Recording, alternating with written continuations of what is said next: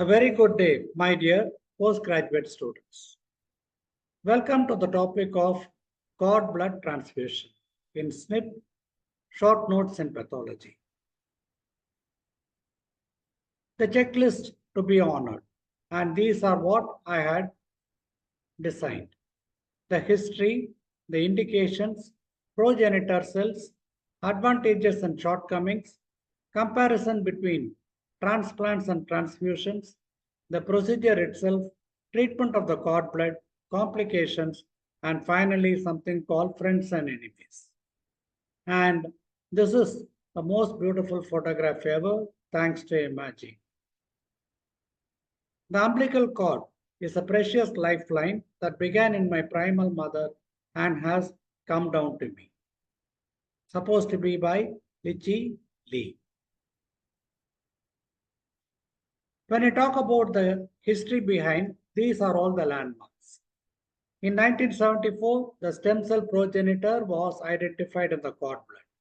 And in 1988, the cord blood transfusion was performed in a 5-year-old with Fanconi's anemia. It was done in a HLA identical sibling after ruling out a similar disease. Later on, it was done in spite of a HLA mismatch. And finally, the cord blood banking was initiated in New York between 1992 and 93. In 1993, it was given to an unrelated recipient, whereas in 95, the adult happened to be a patient. And these are the stalwarts who had contributed to it, one being a microbiologist and the other an immunologist. Both of them were supposed to have been part of pathology years back, but now have branched out as separate disciplines. Indications, and my reference says that there are more than 80 diseases where the cord blood could be used. And to name a few, always when there is such a long list, you people should choose the diseases with which you are familiar. For example, aplastic anemia, thalassemia, sickle cell anemia, any form of bone marrow failure, the Diamond-Blackfan syndrome or a pure red cell aplasia. Other things also, severe combined immunodeficiency, chronic granulomatous disease of childhood, and so on and so forth. Some of the syndromes, if you people can, you can well recall. There is something called as a postman, which is a neutropenia. I do not see any neutrophils over here. In this also, an umbilical cord blood transfusion is indicated. And this is the Yeoman syndrome, which consists of familial reticuloendotheliosis with eosinophilia and severe combined immunodeficiency. Courtesy Bayaka Reviti. Now, what are the advantages of the cord blood? One, it can be done in a widespread manner. Double cord blood can be attained. There is no lack of donor attrition. So you find that there is a steady function. It is a short procedure and does not take much time. And there is no risk either to the mother or to the newborn during the collection. The HLA mismatch is well tolerated, and there is a lower incidence of chronic graft versus host disease. It can be kept frozen and stored until a suitable recipient is available. So these are something nice. And what are the shortcomings? There can be a delay in the engraftment. So when you are using it for a severe neutropenia, acute suppression, etc., it might take some time. Neutrophils and platelets can induce non-immunological reactions, such as febrile reactions. Risk of a graft failure. There is a limited stem cell dose in the umbilical cord. And there is the total nucleated dose that is there to be considered.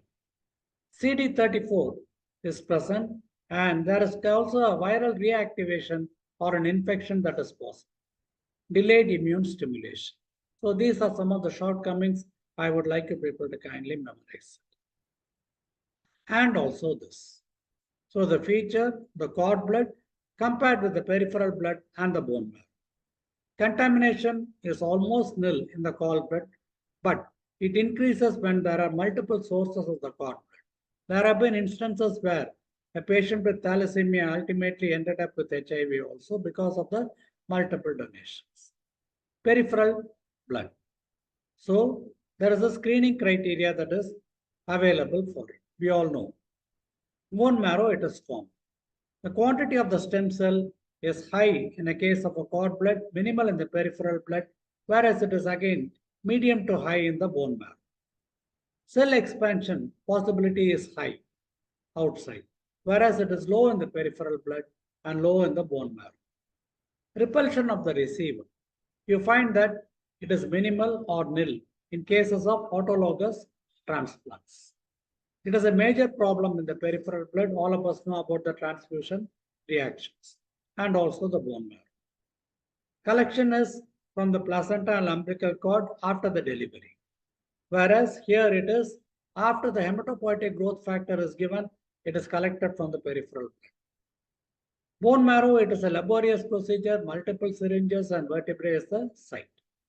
Age of the stem cell, in this case it is nascent. Peripheral blood, it depends on the donor's age, and bone marrow also the donor's age. Now what is the procedure as such? You find that after delivery and before the separation of the placenta, it is done. There is a double clamp. All this is somewhat similar to what you people do during the blood collection in the blood bank itself. Sterilization and antiseptic procedures, prescribed apparatus such as the needle and the bag, and a kit is being shown in this picture. And the minimum quantity has to be about 80 ml, whereas a pint of blood is supposed to be for the blood. And 1 pint is equal to what you people can find. Knots and mixing are similar to the blood collection. Whatever be it, the principle is the cord blood contains specialized hematopoietic stem cells that can differentiate into multiple series. That is why it is chosen. And it is somewhat similar to one from the bone marrow. And the collection procedure, no, you find that there is a large vein that is being inserted by means of a large needle, and then ultimately after the collection, every drop is being drained into the bag and it is being knotted. And these are all the things. What all you people should be having. I am not going to go through the list. Kindly see. And there should always be a maternal blood sample kit. This is something called the pilot bottle.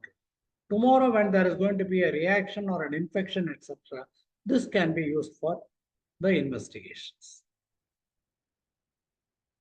Now this is it. So there is a collection in the anticoagulated bag, and there is a screening for the various diseases such as HIV, hepatitis A and B, isolation of the stem cells, it is very important. Finally, a count is being done and the cell viability and count is being assessed. Finally, it is being slowly frozen, starting from 1 degree to a minus whopping 150 degrees centigrade. And it is transferred to dry containers or cryostat containers. And this is a process in which you find that there is a cord blood and there is a removal of the RBCs and the stem cells alone are being captured and stored. What are the complications of umbilical cord blood transfusion or transplantation? One is infection. It can be cytomegalovirus, Epstein-Barr virus, adenovirus, fungal infections, delayed engraftment. I told you about this earlier also. And there is also a delayed recovery. Now, this is just to show what are the chances of the infection. A culture plate, obviously, and there are multiple growths which are present. A case of umbilical cord blood induced infection. And there are certain societies which conduct the investigations into the cord blood stem cell products. Now, what are the progenitor cells to be considered? There are certain important cells in this. One can be the mesenchymal stromal cells. It can differentiate into the various inflammatory cells and their mediators. Regulatory T cells for immunoregulation. Endothelial progenitor cells for angiogenesis. Monocyte-derived suppressor cells, again for immunosuppression and anti-inflammation. And finally, the most important is hematopoietic stem cell and its products. So the same thing is given in a text over here. I think both are beautifully self-explanatory. This is one. You find what happens. Whenever we take any blood sample, you find that umbilical cord blood. There is a kind of sorting out, and there is a pluripotent stem cell that is being isolated. Initially, when it is isolated, it is somewhat undifferentiated. In the sense, we do not know what it is and what it is going to become. Progressively, it becomes early differentiated, mid differentiated, and fully differentiated.